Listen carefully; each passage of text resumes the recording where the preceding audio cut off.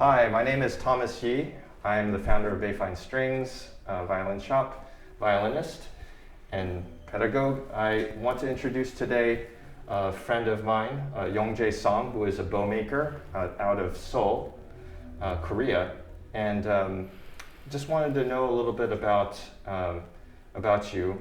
I heard that you were inspired by playing music, and so did you study music growing up?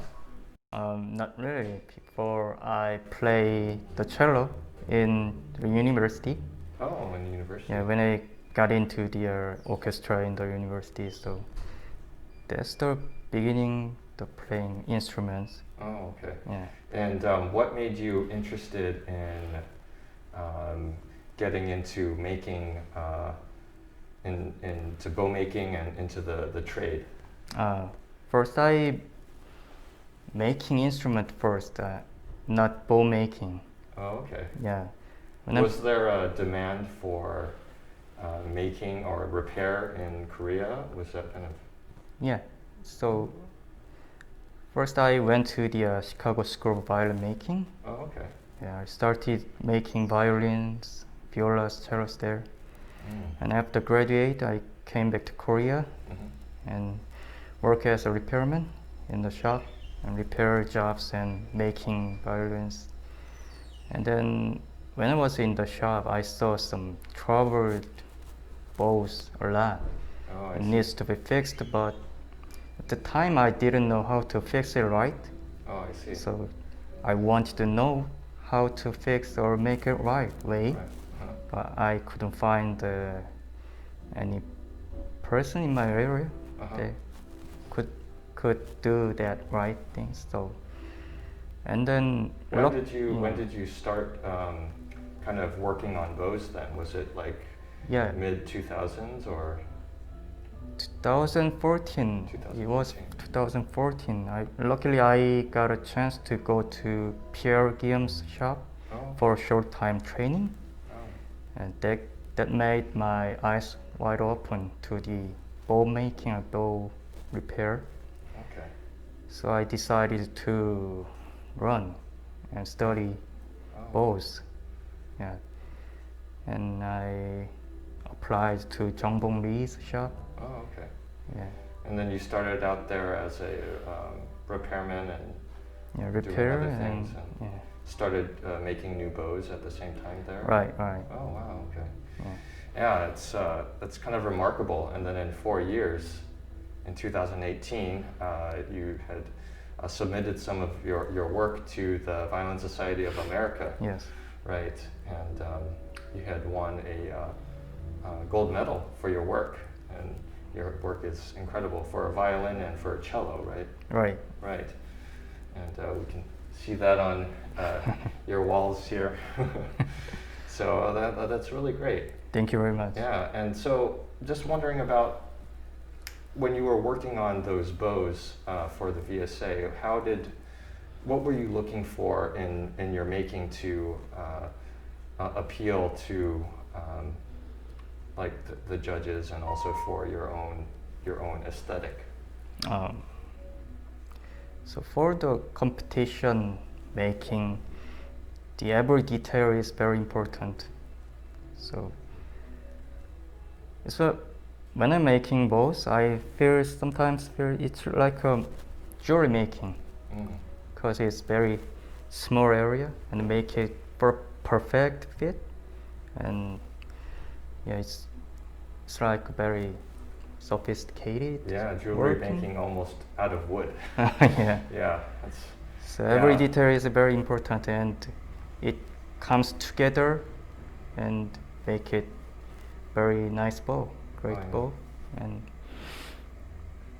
I concern about the personal style of the bow. So it's so you're looking for like your personal style in the head, and other aspects of it. Yes, that's great. It's like all of the important aspects of like workmanship are put together to make a great bow. Yeah, right. I think that this time is a golden age of bow making, a new kind of golden age, I think. Yes. Seeing the work of living makers, friends of mine and colleagues of yours and friends of yours. It's just so nice to see all of these great works of art and also practical tools for musicians. Uh-huh. Yeah, and it provides a great opportunity for musicians and for avid enthusiasts to appreciate the work. Uh-huh. Yeah. So that's great. I'm kind of also wondering what your thoughts are about your kind of top things that you think musicians should look for in a bow. Bow choosing. Yeah, when choosing, yeah. Okay. First thing is the condition of the bow. Oh, condition of the bow. Okay. Yeah. Especially the old bows, when you choose old bows, have to look at the conditions. How is well preserved or well repaired? Okay. Yeah, that's the important thing. The Okay. first important thing. And the second one is don't obsess with the weight. Okay, don't be obsessed with the weight. That's great. Especially in Korea, some players, they think it should be exactly 60, 70, 80, but it's not the important thing. Another question I wanted to ask you then is, I know here in Korea there's some kind of bias against an octagonal stick. Oh yeah, Right? yeah. I wanted to just kind of pick your brain about that, what you think about that, and is there anything you can respond to kind of the octagonal bow versus a round bow? Actually, octagonal bow making is more difficult than round bow. Oh yeah. It's like the facets have to just be. Yeah, you have to clean and straight, and have to look nice when you see the straight and canvas. But the players think it's too steep for playing. Not necessarily, right? But it's about the wood. If you choose soft wood for octagonal, it doesn't matter. And sometimes it plays well better than the round bows. Just like many old Yeah, tort yeah, bows. sure, yeah. I had an opportunity to try some fantastic tort bows, and they were octagonal, and they impressed me so much. Yeah, right. So that's great. Are there anything else that you feel musicians should look for in a bow? Well, it's the contemporary bows. You should think about the contemporary bows. It's way better than the old bows, which is not repaired well or preserved well. It's way better than. So take the advantage. condition is going to be new. Also, the condition will be new. Yeah. Conditions always better. Yeah. So, as you say, the renaissance of the bow making era this year. Yeah. So take advantage of the bow making age in this time. Yeah, that's right. There's many good contemporary bows around the world, I think.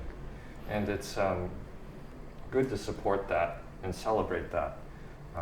It's an exciting time to do that and to have conversations with bow makers about their work, or just to learn about the work and understand it. I find that sometimes having a very nice bow with an instrument, kind of like a workshop instrument, paired with a master bow maker, can make a huge difference for that workshop instrument. So if you're looking to kind of improve one's skill as a musician and are studying to kind of do that, finding a fine bow that lets you feel to shape sound better and to control the sound better and to inspire, I think it's not to be overlooked. And the prices are, I would say, are more affordable, definitely. So definitely. when you look at the work of the living makers, it's comparable for handmade work, I think it's worth every penny. Mm-hmm. Right. Yeah. So I have here one of your more recent bows. Yes. Do you mind telling me anything about this particular bow? Yeah, go ahead. It's a nice dark stick. It's made in your own head style, right? Right, it is. And more influence towards the 19th century style of making? Yes, I started making the tooth model. Tort model. Yeah, and gradually changes the shape and volumes. Yeah. And put my more personal style on that. I can see that. And from what I've seen the past few years, the work has been quite consistent.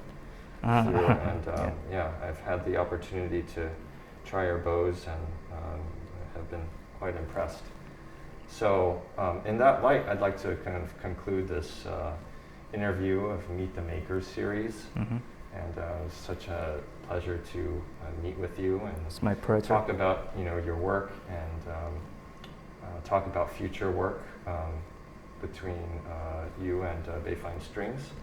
And I want to just play something for you. Oh yeah, sure. That's good. On your bow. So here is a violin by a friend of mine named Andrea Varazzani, and a bow by Yongje Song.